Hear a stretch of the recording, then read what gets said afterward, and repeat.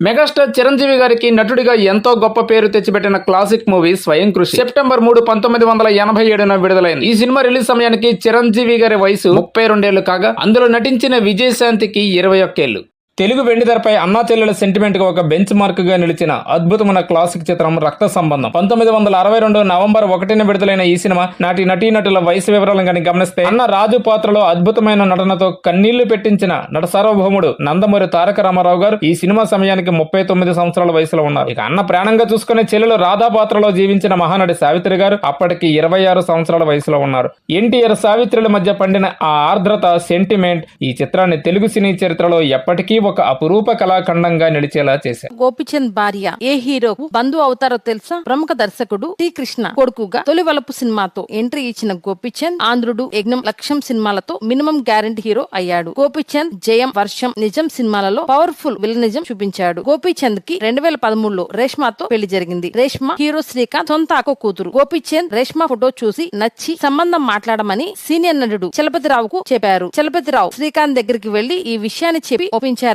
శ్రీకాంత్ తన మేనకోడలకి గోపీచంద్ తనకంటే చాలా మంచోడని, అంతేకాక కళ్ళు మూసుకుని చేసుకోవచ్చని చెప్పాడట. గోపీచంద్ కి 2 కొడుకులు. గోపీచంద్ బెస్ట్ మూవీ ఏది? కామెంట్ చేయండి. మెగాస్టార్ చిరంజీవి గారు కెరీర్ ప్రారంభంలో సినిమాల్లో స్టైల్ కోసం సిగరెట్ కాల్చడం ప్రారంభించి ఆ తర్వాత రియల్ లైఫ్ లో కూడా ఆ అలవాటుకు కాస్త దగ్గరయ్యారట. అయితే చిరంజీవి సిగరెట్లు కాలుస్తున్నాడనే విషయం తెలిసి ఆయన తండ్రి కొణిదెల వెంకట్రావు గారు ఎంతో బాధపడ్డారు. ఓ రోజు చిరంజీవి గారిని దగ్గరికి పిలిచి ఎంతో ఆత్మీయంగా, నాయనా నువ్వు సినిమాల్లో నటించేటప్పుడు షూటింగ్స్ వరకు సిగరెట్ కాల్చితే అది కేవలం యాక్టింగే కాబట్టి ఓకే, కానీ రియల్ లైఫ్ లో మాత్రం ఆ అలవాటు అస్సలు వద్దురా, ఆ ధూమపానం వల్ల ఆరోగ్యం ఎంత పాడవుతుందో నాకు తెలుసు. నిజం చెప్పాలంటే నేను కూడా ఆ సిగరెట్ అలవాటును మానలేక ఇప్పటికీ ఎంతో ఇబ్బంది పడుతున్నాను. నేను పడుతున్న ఆ బాధను నువ్వు పడకూడదు, అందుకే నా మాట విని ఆ అలవాటుకు దూరంగా ఉండు అని మనసు విప్పి చెప్పారట. తండ్రి చెప్పిన ఆ ఎమోషనల్ మాటలు చిరంజీవి గారి మనసుకు బలంగా తాకడంతో ఆయన రియల్ లైఫ్ లో ఆ అలవాటును పూర్తిగా పక్కన పెట్టేశారు.